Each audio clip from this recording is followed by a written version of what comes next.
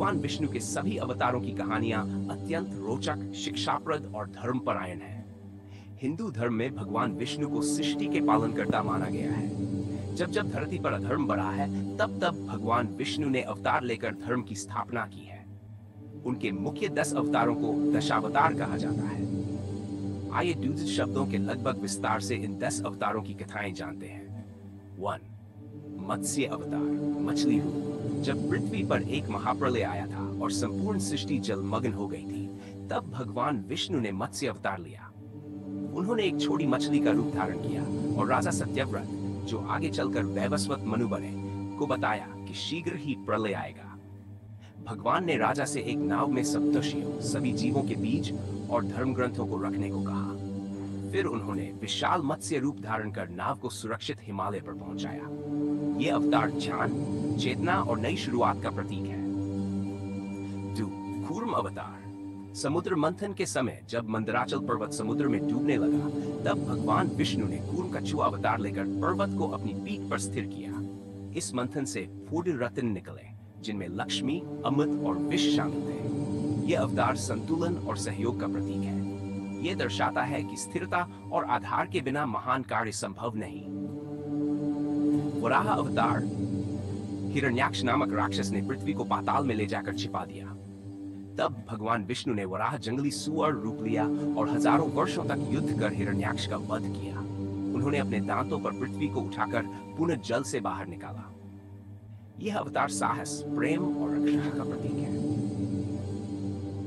नरसिंह अवतार, आधा सिंह। हिरण्यकश्यप ने ब्रह्मा से वरदान लिया कि वह न किसी मनुष्य से मरेगा, न पशु से, न दिन में, न रात में, न अंदर, न बाहर, न किसी अस्त्र से, न शस्त्र से। वह अपने पुत्र प्रहलाद को भगवान विष्णु का भक्त होने के कारण मारना चाहता था। तब भगवान ने नरसिंह रूप में आकर संध्या समय, न दिन रात, दरवाजे की चौखट, न दर पर अपने नखों से, न अस्त्र न शस्त्र, उसका वध किया। यह अवतार धर्म की विजय और अहंकार के नाश का प्रतीक है।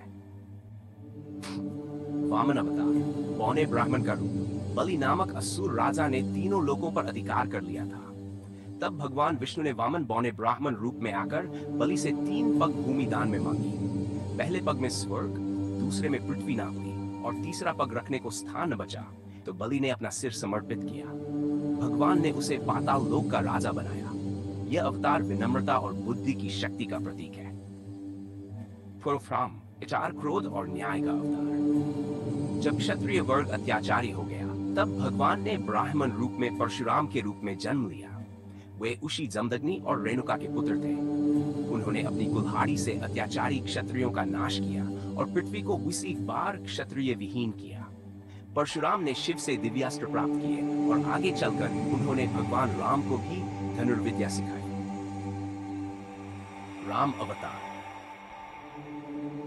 त्रेता युग में भगवान विष्णु ने राम के रूप में राजा दशरथ के घर जन्म लिया। उन्होंने अयोध्या से वनवास, रावण वध, सीता की अग्नि परीक्षा और अयोध्या वापसी तक कई मर्यादाओं का पालन कर समाज को आदर्श जीवन जीने की राह दिखाई। उन्होंने रावण जैसे महाबलशाली राक्षस का वध कर धर्म की रक्षा की। राम का जीवन आदर्श पुत्र, भाई, पति और राजा का प्रतीक है। कृष्ण अवतार, लीलाओं का अवतार। द्वापर युग में भगवान विष्णु ने श्री कृष्ण के रूप में देवकी और वासुदेव के पुत्र रूप में जन्म लिया। जन्म से ही उन्होंने कंस, पूतना, शकटासुर आदि का वध किया। बाल लीलाओं से लेकर महाभारत तक उन्होंने धर्म की रक्षा की। उन्होंने अर्जुन को गीता का उपदेश दिया। कर्म करो, फल की चिंता मत करो। कृष्ण अवतार संपूर्णता, प्रेम, नीति और योग का प्रतीक है। बुद्ध अवतार, ज्ञान और अहिंसा का प्रतीक। भगवान विष्णु का यह अवतार शांति और अहिंसा का संदेश देने हेतु हुआ। गौतम बुद्ध ने संसार को दुख का कारण और मोक्ष का मार्ग बताया। उन्होंने पाखंड, बलि प्रथा और हिंसा का विरोध, करुणा, ध्यान और मध्यम मार्ग की शिक्षा दी। यह अवतार धर्म के असली मर्म की याद दिलाता है। भविष्य में यह अवतार अभी होना बाकी है। मान्यता है कि कलयुग के अंत में जब अधर्म, अन्याय और पाप अपने चरम पर होंगे, तब भगवान विष्णु कल्कि के रूप में एक घोड़े पर सवार होकर प्रकट होंगे। वे दुष्टों का संहार कर सतयुग की स्थापना करेंगे। यह अवतार आशा और पुनरुत्थान का प्रतीक है। निष्कर्ष, भगवान विष्णु के ये 10 अवतार न केवल धर्म की स्थापना के प्रतीक हैं, बल्कि प्रत्येक अवतार मानव जीवन के विभिन्न आयामों, चुनौतियों और मूल्यों को दर्शाते हैं। उनके जीवन की कहानियां ये सिखाती है कि समय कोई भी हो, धर्म, सत्य और न्याय की विजय अवश्य होती है।